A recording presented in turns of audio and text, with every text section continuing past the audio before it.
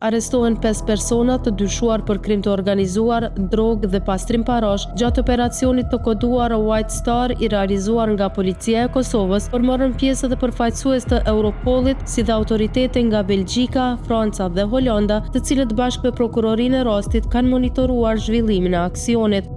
Sipas një komunikate të përbashkët të Prokurorisë Speciale dhe Policisë së Kosovës, aksioni është zhvilluar në Prishtinë, Pej, Prizren, Viti dhe Drenas, në kuadër të hetimeve për një rast që lidhet me krimin e organizuar, trafikimin e narkotikëve dhe pastrimin e parave. Gjatë bastisjeve në lokacionet e dyshuara, autoritetet kanë sekuestruar armë, para, automjete dhe pajisje elektronike që dyshohet se lidhen me aktivitetin kriminal. Sipas njoftimit janë sekuestruar 6 armë, 5 karikator, 239 fishek, 9,67 gram kokainë dhe 35,18 gram fara të marijuanës.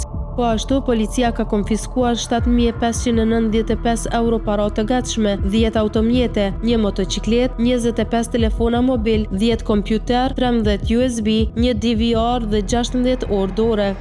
Në këtë operacion policor morën pjesë edhe përfaqësues të Europolit, autoriteteve të Belgjikës, Francës dhe Holandës.